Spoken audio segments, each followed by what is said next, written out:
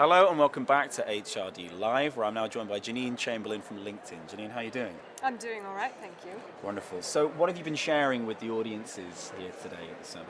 Yeah, I was privileged enough to be on a panel talking about essentially the future of work.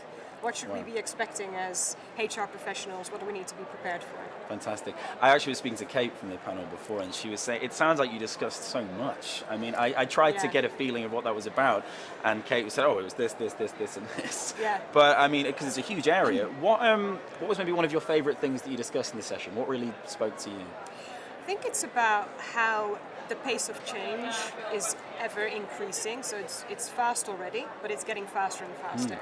And how do we prepare people within organizations, and particularly leadership, to be able to cope with those changes that are, fueled either by technology or by uncertainty in the economic landscape. There's a whole host of reasons. Fantastic. So I think that pace of change is fascinating.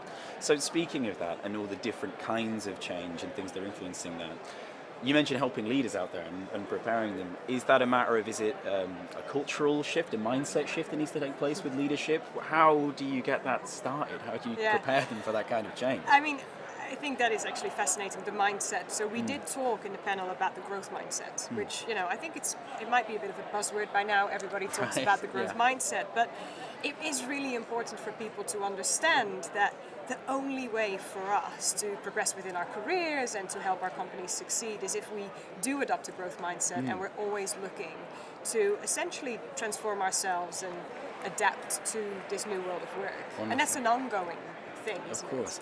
And so making that change then and talking of that mindset, where does the responsibility lie in the business to get that started and to push it off the ground? Is it solely with leadership, do you think, or is it more reciprocal than that? Yeah, so from my point of view, I think it's about embedding it within the culture of an organization, because ultimately it's everybody's responsibility within the organization. Clearly, the people who drive that typically tend to be your leadership. They need to role model that kind of behavior and then help others to also adopt that and kind of understand where they are going and how they need to get there. But ultimately, it's everybody's responsibility, in my view. So it's a cultural piece. Right. So if there are HR leaders, business leaders watching this, that may be facing this exact problem right now, and they think, I want to create this mindset in my business, but I haven't the faintest idea of where to start. I have no idea where to begin. What would be maybe your top tip for getting that started, for making that change in the beginning? So I'll talk a little bit about just how I see it happening at LinkedIn.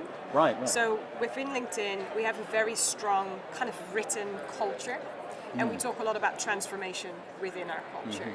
So transformation is something that we reward, we celebrate, we highlight examples of it. And it's transforming yourself, it's transforming your environment. So I think making sure that everybody understands what are the expectations of me within this organization, and if one of those expectations is you have to adopt a change and you have to kind of be leading edge in terms of getting to the next level, reward that, celebrate that, and really share all those great examples. Fantastic. Janine, thank you for joining us in HRD Live. I really appreciate Pleasure. it. Stay tuned, everyone, for one more interview today, a little bit later on.